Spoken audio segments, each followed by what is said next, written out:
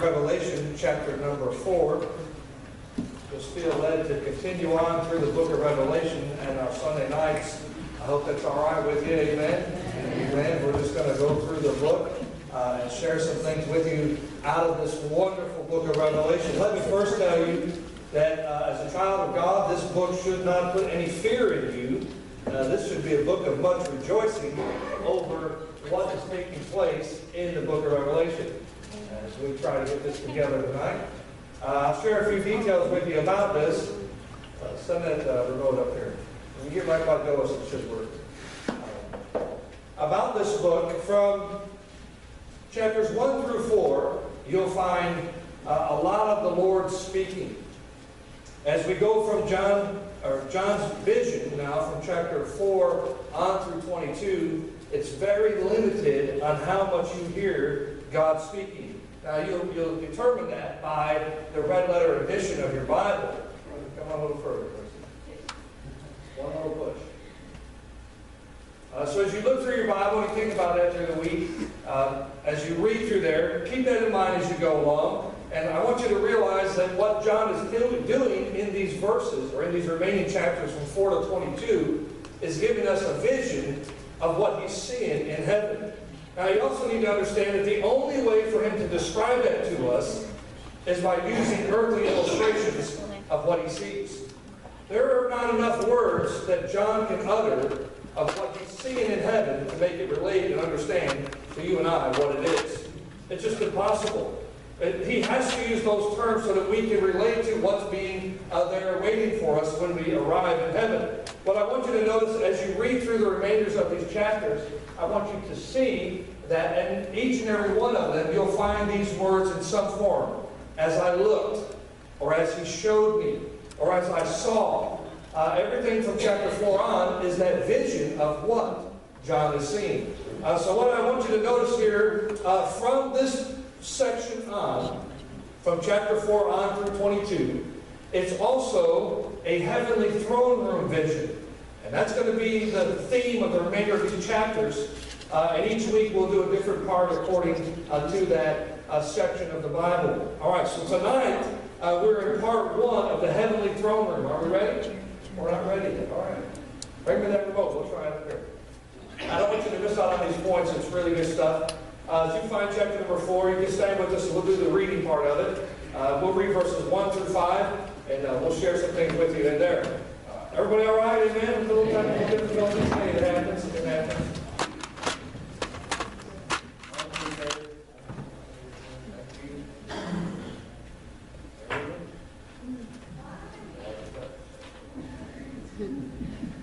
All right. So chapter number 4, we're going to read verses 1 through 5. And then we'll get right into some things, and I'll reiterate some other things that I just shared with you as far as using time for a minute. All right, 1 through 5. After this, I looked, and behold, a door was opened in heaven. And the first voice which I heard was as it were a trumpet talking with me. That doesn't even make sense, does it? Can a trumpet talk to you? No, he's using an illustration of how boisterous this voice was. It's just thundering like a horn, a trumpet. He says, talking with me, which said, come up hither, and I will show thee things which must be hereafter. And immediately I was in the Spirit, and behold, a throne was set in heaven, and one sat on the throne. Notice the word one there. He's the only one there. He's the only one that has ownership to the throne. No one is dethroning him. He is God. Amen. He's the only one. Verse 3. And he that sat was to look upon like a jasper. Here's the earthly illustrations. A sardine stone. And there was a rainbow round about the throne, in sight like unto an emerald. And round about the throne were 24 seats. And upon the seats I saw 24 elders sitting, clothed in white raiment, and they had on their heads crowns of gold. And out of the throne proceeded lightnings, and thunderings, and voices, and there were 7 lamps of fire burning before the throne, which are the seven spirits of God. Now, just before we pray, I need you to understand, as we look in verse number 1, we look again in verse number 2, we look again in chapter number 5 and verse number 3, and on the repetition goes, you will find the word heaven mentioned throughout the remainder of these books. This is John's vision of what he is seeing in heaven. He's trying to share with you and I. As much as we try to describe this, we will fail utterly. But let's allow John to share with us, in the best of his ability, what heaven's going to be. Amen? Let's pray. Lord, we so love you, so thank you for today. God, I thank you for your precious Son, Jesus. I thank you for John's vision while he's here on the Isle of Patmos. While he's receiving these things from you, God, he's sharing them with us today, that we can be excited about the things that are awaiting us there in glory. God, I pray that you prepare our hearts in these next few weeks as we look at these each individual parts of the chapters that we're going to share. God, that you prepare us to receive it with excitement, knowing that there's such greatness there, such joy there, such happiness there in heaven. God, give us an opportunity to rejoice in that. God, I pray you bless our breath and ability and our voice tonight, that we can prepare these things, preach these things for your glory. Thank you for meeting with us in a great way this morning. Thank you for these that have come tonight. And I pray, God, we can leave here, again, strengthened and equipped for the journey that's waiting for us so early tomorrow. God, guide us through the message tonight. Forgive me where I failed you. Help me to be a light for these people that are among us tonight. In your precious name. Amen. Amen. May you see it. All right. As we said, we want to share with you, the remainder of this book is now centered on the throne room of God. All the visions and all the typologies that are extended from here out pertain to the throne room of God. In the remainder chapters, 29 verses of the book of Revelation in these remaining chapters are centered around the throne room of God. You can check that out. I love to do what I call a daisy chain. I love to mark each time I see the word, like in verse number 2, we see the word throne. I look through there and I look at and I note it another time. I'll put underneath there the next place it is. Say it's in verse number 3.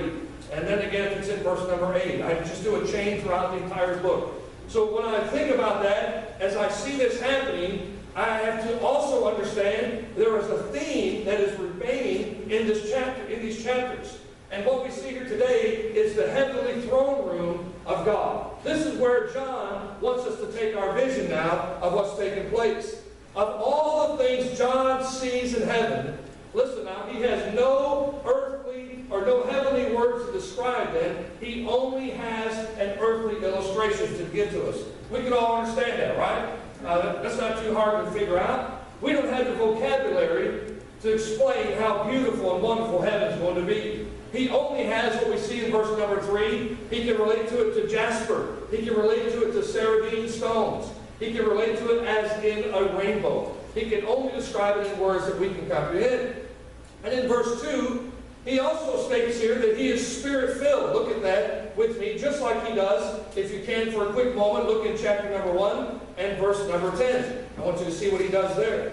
He says, as I was in the Spirit on the Lord's day, and heard behind me a great voice, as of a trumpet, and saying, I am Alpha and Omega, the first and the last, and what thou seest write in a book. He goes on and tells us a few things there in verse number 11, but I want you to see that he was in the Spirit. I have to fully believe, as we look at our friend Moses, as we look at him, I need you to understand that why John is saying that he is in the Spirit here.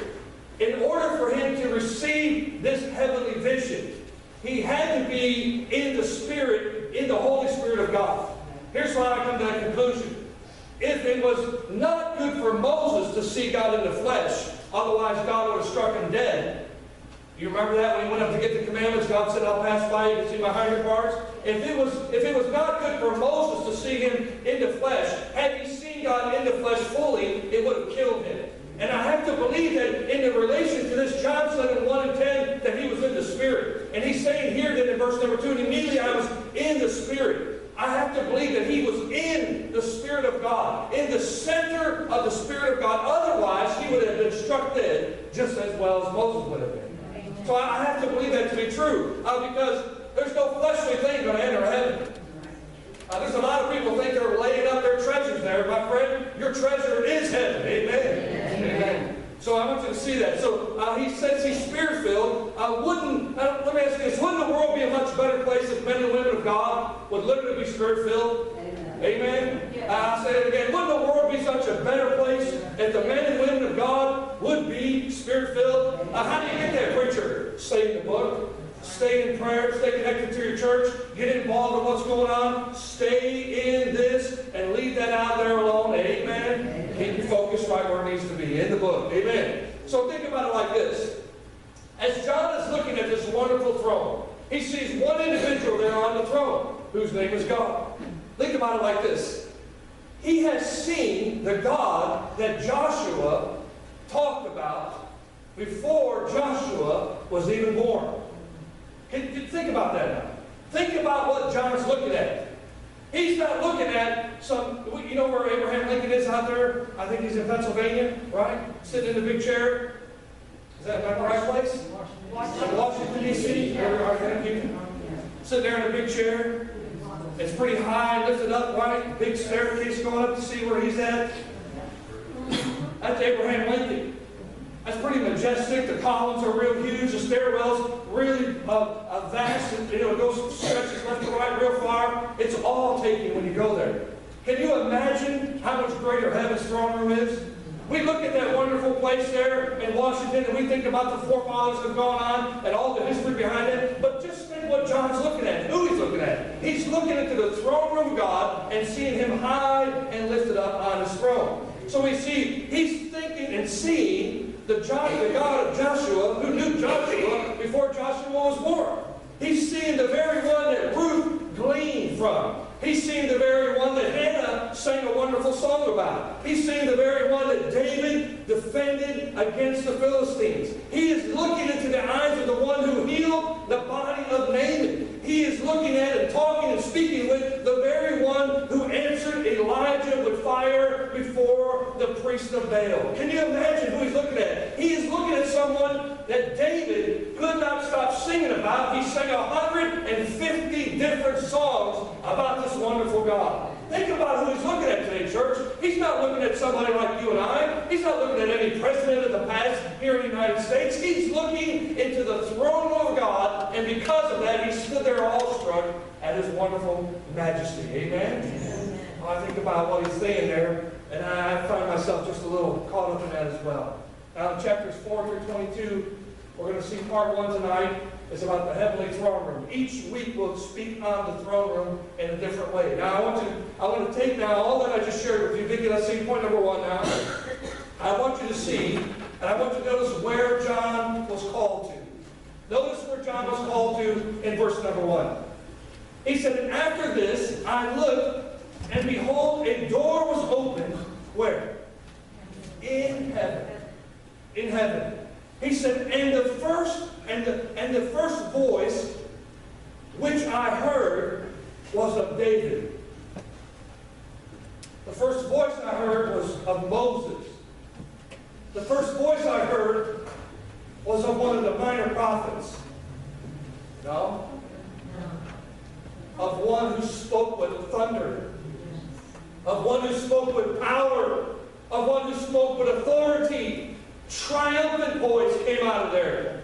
And that's the first voice. Listen, I'm going to be glad to see the crystal sea. I'm going to be glad to know I'm going to walk on streets of gold. I'm going to be excited to see the gates of pearl. I'm going to be excited about seeing our loved ones.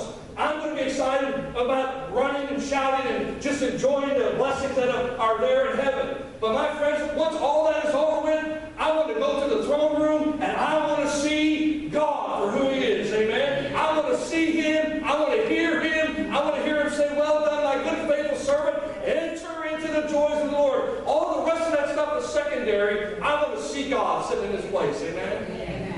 I think that's what John's looking at here when we see who and where he's called to. Look at what he is here in verse 1. He's called to a place of heaven. Saints of God, believers of God, you are called to a place of heaven. This is not our home, praise God. We're going someplace better than this, amen? I hate to pull in a reference to the world to compare that to, but there's a commercial goes around that says, it doesn't get any better than this. My friends, it does get better than this. Heaven is waiting for you and I. Amen? It gets better. So notice this. He's called to a place of heaven. I want you to see here, where else, let me ask you this now, letter A in heaven.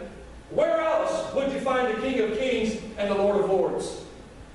He's in his rightful place. He's in heaven. I don't call on him. I don't call the White House to get in touch with God. I don't call the Capitol buildings to get in touch with God. I don't call the town halls to get in touch with God. When I kneel and pray, I say, Our Father in heaven, not our Father on earth, not our Father in the White House, not our Father money, not our Father in Treasury Department. I'm calling on the God who's sitting in heaven on his rightful place. That's who I want to get in contact with. Who do you want to get in contact with? Amen? I want to talk to God. I'm glad we have an advocate with him through the Lord, and we can. Amen. So notice where else will we find this king? We find him in his rightful place. Now look with me a little bit further. Now that we see that he is in heaven, or here's the opening of the door there in heaven, and the voice that comes thundering through trumpet, talking with me, he says, and immediately, I love just that fact. When God's involved in things of spiritual things, it's immediate to his attention. Now listen, he doesn't always respond immediately, but he is immediately aware of where you are. Amen? Let me rest assured. If you were out of his sight, if you happen to be that one sheep who left the fold of 99, if you remember that story, I think it's in Luke chapter 15, the Bible said they were in the wilderness. He will leave the comforts of where he is and go to the wilderness where that one is away and search diligently until he finds you. What does he do? He gets you and he finds you, puts you on his shoulders, and carries you right back to where you need to be. Aren't you glad you serve a good God like that? Amen. So he takes you where you need to be. Heaven is where we need to be. Notice that now. With me, it's heaven there in verse number 1. It's heaven in verse number 2. It's heaven in verse number chapter 5 and verse 3. And on it goes. He's in his rightful place. It's unfortunate, though. We try to take him from there and have him be productive in the way that we think he should be productive. Once we remove him from his position, he loses his authority. Stay with me now. If we seek him and search for him only in that way, he is that for us. But once we lessen him in any way, he loses his authority. If you take him off the throne and you put him out in the farm, people will look at him not as God, but as a farm boy. We put him in the back of our car, we put him under a cover, and we only pull him out when we have a flat tire. We only use him when it's convenient for us. My friends, that's not the God we're serving. He's there, he's high and lifted up, and they're singing holy, holy, holy to him. No matter what you and I are doing, there's angels crying out, giving him glory because he's in his rightful place. And that's heaven. Amen? Amen. Let's lift him up there. I want you to see letter B. Letter B, look at here now. The very place he heard God talking about was John chapter 14. Do we know this chapter? If you don't flip your Bibles over there real fast, John 14. He is referring to this now, this place of heaven, this wonderful place of heaven. John is referring to over in John chapter 14. As we read John the Revelator here, I want you to go with me now to chapter 14. Let's see what John is speaking of, this place of heaven. We know this. We've heard this 100 times. Let not your heart be troubled. Believe. Let not your heart be troubled. You believe in God, believe also in me. In my Father's house are many mansions. If it were not so, I would have told you. I go to prepare a place for you. What is he talking about? This wonderful place of heaven. That's what he's talking about. John's reference here in chapter number 4 and verse number 1 is about the same place in John chapter 14 and verses 1 through 7. It's the very same place. It's a wonderful place called heaven. I love the fact that he said in verse 3, and if I go there, I'm going to go prepare a place for you. I will come again and there receive you unto myself, that where I am, there you may be also. Hey, I want you to be encouraged over the fact this is not only a place for John the Revelator, this is a place for me and you. I'm going there one day. How about you? Amen? I'm excited about going. I love it. So he's talking about the very place, he's referring to the very same place that's found here in John 14. It is not only a place of John to receive this vision, it is also the place that David himself longed to go and be a part of. Look with me now quickly. I'll give you one more reference and we'll try to stay right in the contents of our message tonight. In Psalm chapter number and verse number 25. This is David speaking. He said here, whom have I in heaven but thee? Who's there other than God? He's saying, whom have I in heaven but thee? And there is none upon earth that I desire besides thee. Can I ask you, is that your desire? Is that your desire? He said in verse 26, my flesh and my heart faileth, but God is the strength of my heart and my portion forever. He's saying, God, in verse number 25, I desire to be beside thee. And if David can fully understand where God is, and you and I can fully understand where God is, if John the Revelator can tell us where God is, my friends, it ought to be all of our desires to be exactly where God is. And that's in His rightful place on the throne, amen, in heaven. I'm glad He's there. I'm glad He's there. All right, so I want you to see this now. I want to ask you a question. I want you to fill in the blank. I'm glad that blank are all there. But I long to see Him high and lifted up on His throne. Listen, I'm glad my dad's over there.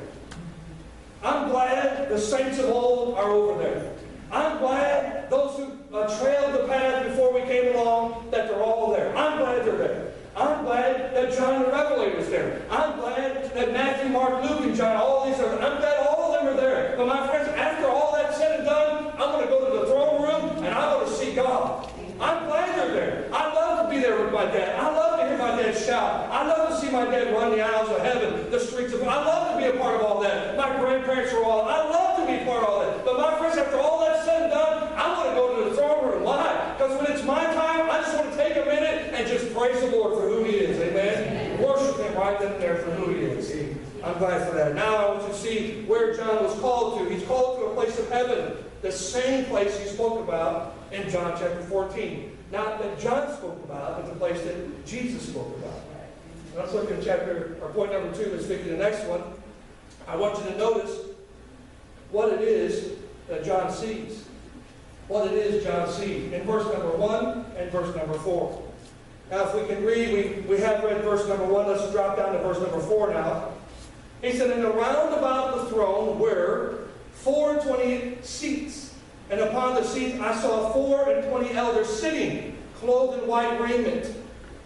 And they had on their heads crowns of gold. Here's what I want you to see now about these 2 verses. I want you to notice what John is seeing. Point number 1, or letter A. I want you to see he is seeing heaven's door open. Look with me in verse 1. He said, and after this I looked, and behold, a door was opened where?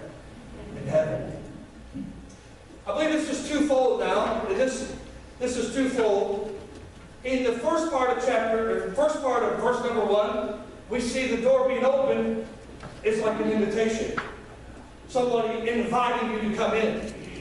Let me ask you this. If you live around anywhere in like suburbia or even in the city area, you leave your door open at night, what are you doing? You're inviting trouble in, aren't you? You might be inviting some mice in your house, some stray cats, maybe a raccoon or 2, depending on where you live. You might be inviting somebody in who you really don't want to come in and be a part of your house. But now, turn the whole equation over. Where's John's vision? His vision is of heaven. The door is open. The invitation is there for everybody to what? To come on in. Welcome. Come on in. I don't know about you, but or how your house is, but Ron and I took the time a couple summers ago to paint our door Crayola red. I want you to go by our house, and I want our door to pop open to you, not just for visual aids to it, but I want it to be what? Inviting to you as you drive by. Are you with me?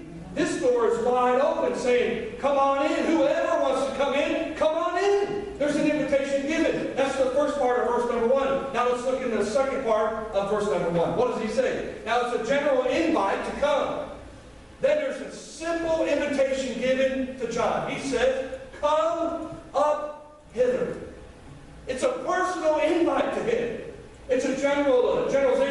first part. Everybody who wants to can come and be a part of heaven. You're welcome to come on in. Come on in. Come on. How many of you are going? Amen? All right. So you've got an invitation. You've had it. You know the door's open to you. You're able to come in and be a part of it. Secondary, he goes on to say, come up hither.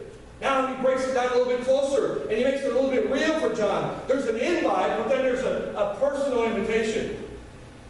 And I ask you, how close do you want to get? The door's open. Some of us like to stand at the door and just, anybody in there? You don't get a response right away. You kind of walk away. Billy and I, we were out the other day, and we went over here just past the water park there around 30. There's a big house that's been abandoned over there for years. Billy's parents live right down the street, and they'd like to move from where they're at over there in Hessville and move somewhere out over here by his parents. I said, Billy, let's stop in right here and take a look at this place. It's been empty for years. As we walked around the back of the house, somebody had kicked in the door, and it was partially open. Billy put his foot on the door, pushed it open, he started to step in there. I said, you might not want to accept that invitation that's been given to you. He looked at me and said, why would you say that? I said, somebody may be in there who don't want you in there. Squatters. Who knows? People doing drugs in there. Who knows? But can I tell you, on the complete flip side of that, the heaven's door is open because he wants you to come in. He wants you to come in. He's inviting you. Not only is he inviting John, but he's inviting Ronnie all the way around to Rhonda and everybody in between. Everybody's welcome to come up hither.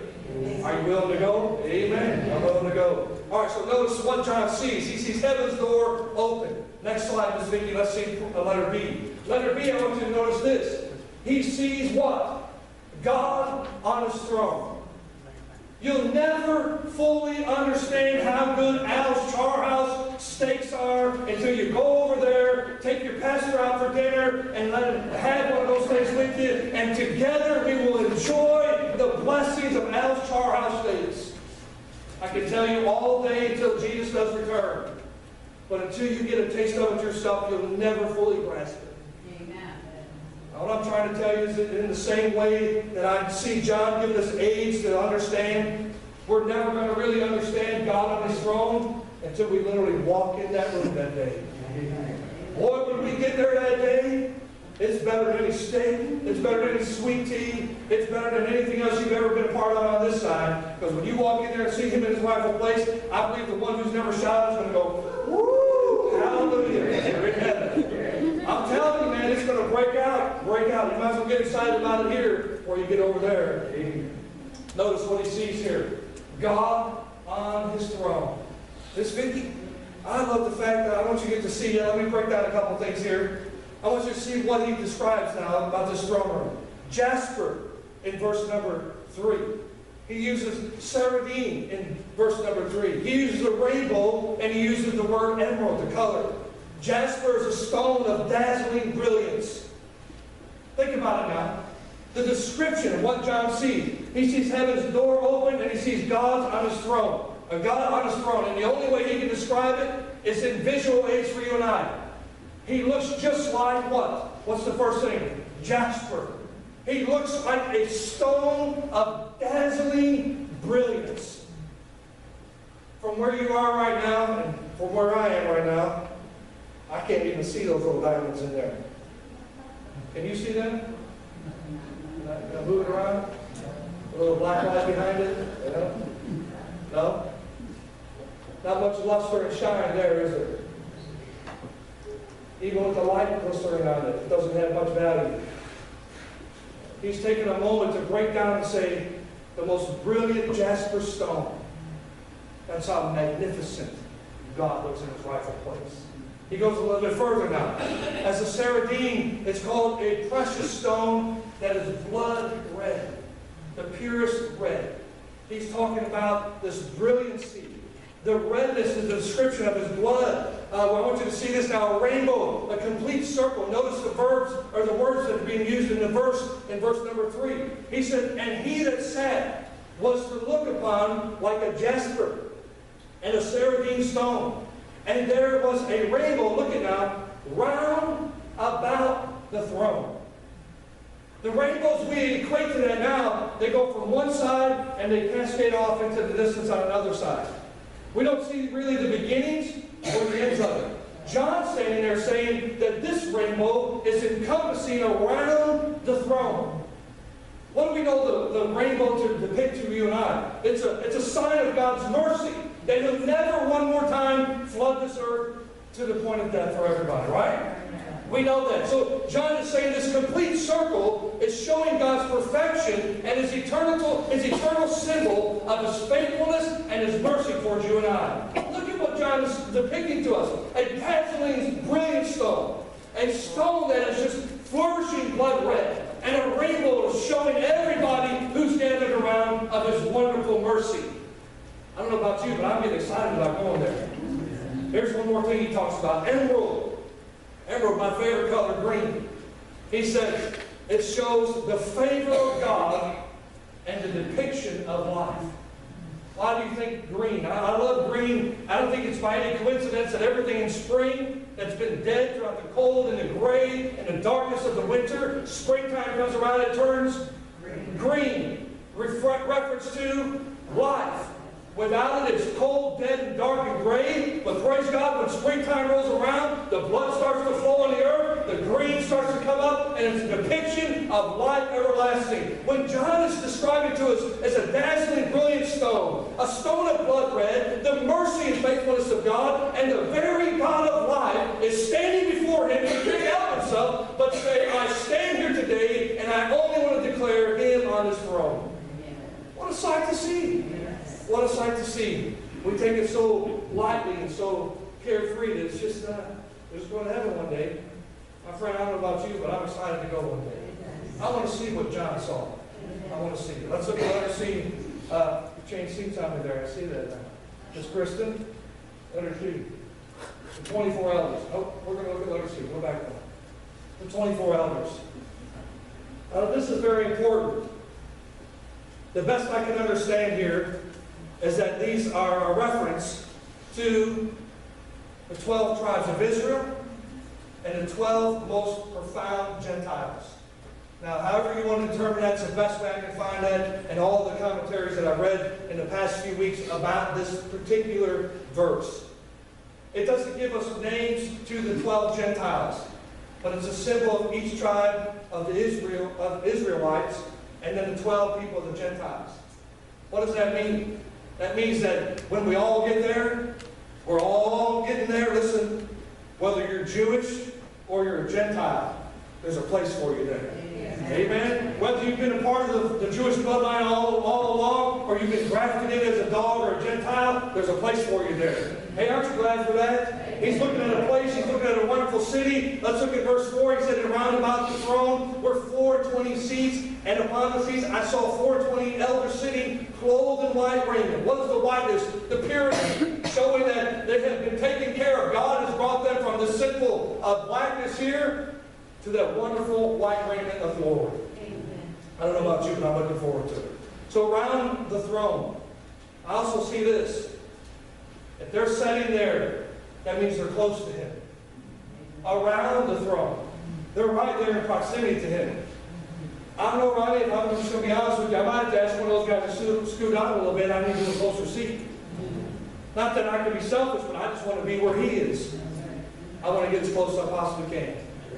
It ought to be our desire here. It ought to be our desire here to be as close as we possibly can, not just wait to get over there. I want to be close to the Lord. So I see that around the throne is closeness. 12 Jews, 12 Gentiles, and then clothed in white raiment, showing the purity of what heaven is going to be. What are we looking at today? We're looking at the throne room of God. We see in point number 1, we see the wonderful thing that John has showed us what he's been called to. In point number 2, we see what John sees once he arrives. And then let's look at the last one, Miss Kristen. I want you to see what John witnessed in verses 8 through 11. Let's look in our Bibles, verses 8 through 11. Everybody all right? Amen. All right, here we go.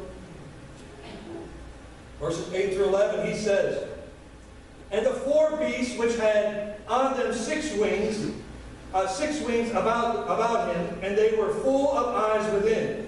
And they rest not day and night, saying, Holy, holy, holy, Lord God Almighty, which was and is to come.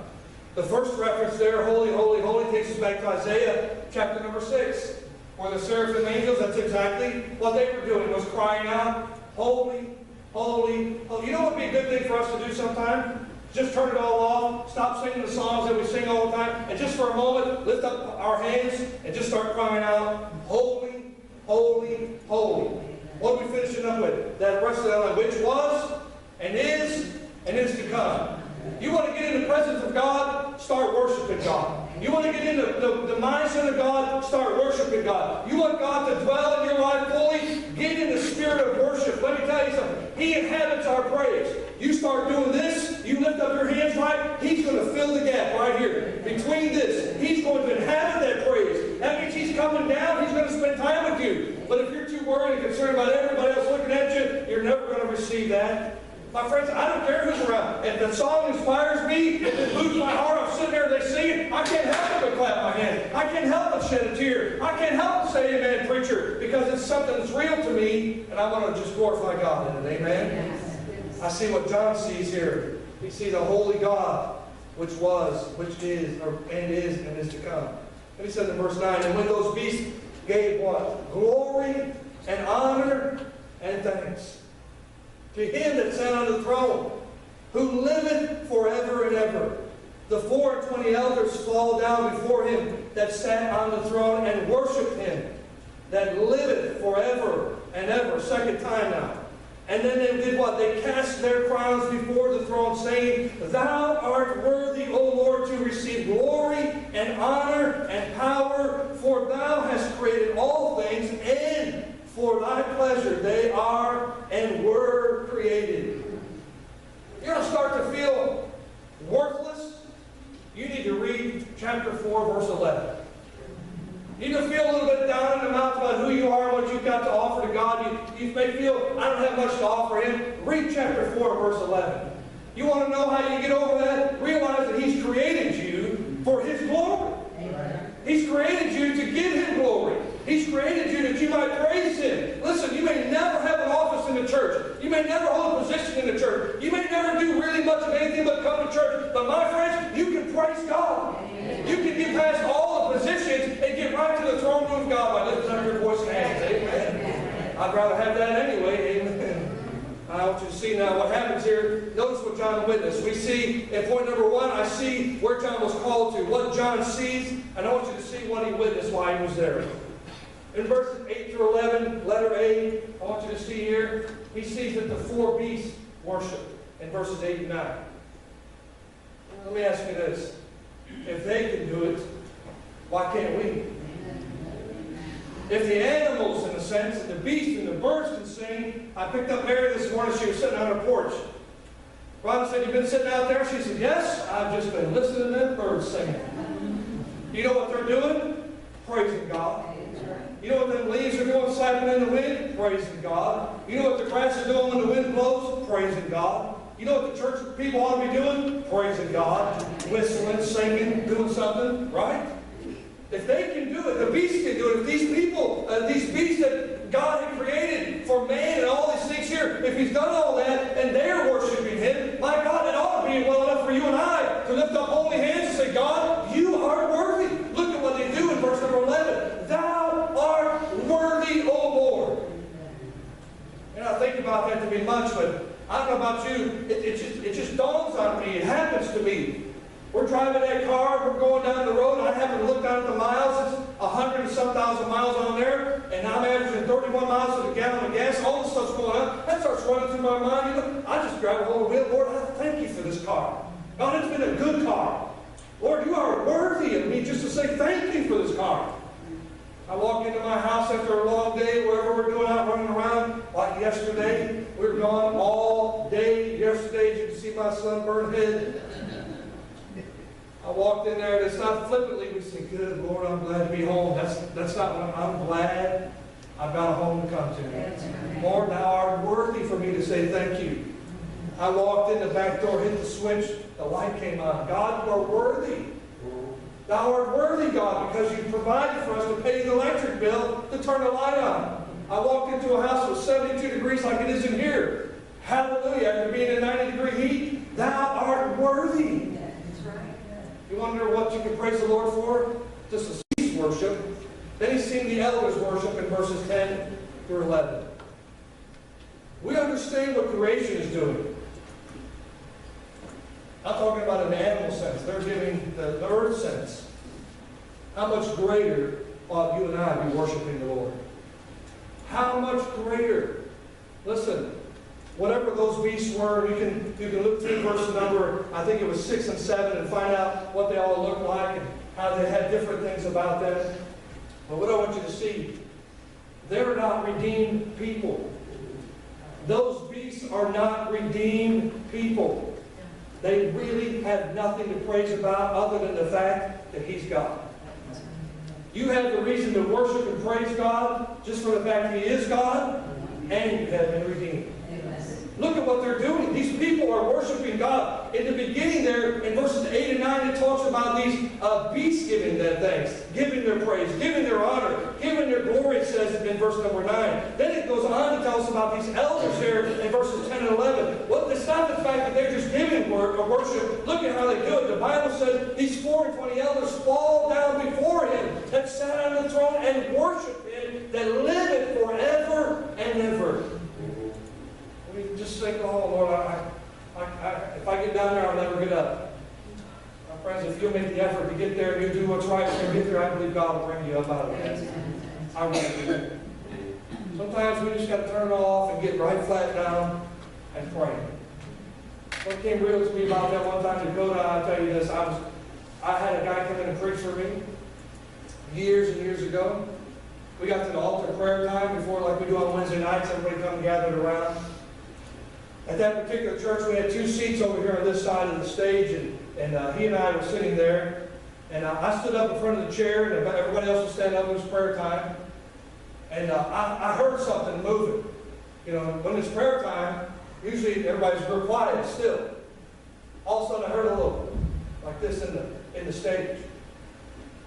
I don't know if the kid was running around, what was happening, and kind of caught my attention. I opened my eyes up, and there's my preacher friend, flat down on his belly and face before God.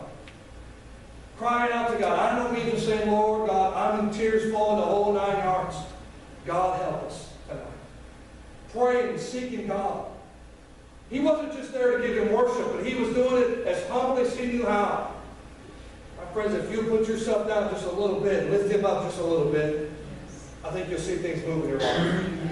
I really do. But if we're too high and haughty, we're just praising Him because it's the thing to do, it's the right time. It's 6:30, you ought to be praising God now. It's 6:45, it's time for the preaching. It's time to go home at 7 o'clock. If you're doing it all that way, you're going to miss out on a whole mess of goodness. Amen. If you'll be willing to get down and just be right there before God, I believe He can meet you right there where you need to be. What is He doing when He gets there? These elders, what are they all doing? They are there falling down before Him, worshiping Him. Him that liveth forever and ever and ever. Now the last part of that, verse number 10, notice this. They cast off their crowns, and however you want to look at this, throw them at His feet, cast them before Him, surrender them to Him. This is a symbol, another typology of worldly possessions. God, I'm giving these all to you. God, I think of myself in any form high. God, I'm giving that to you.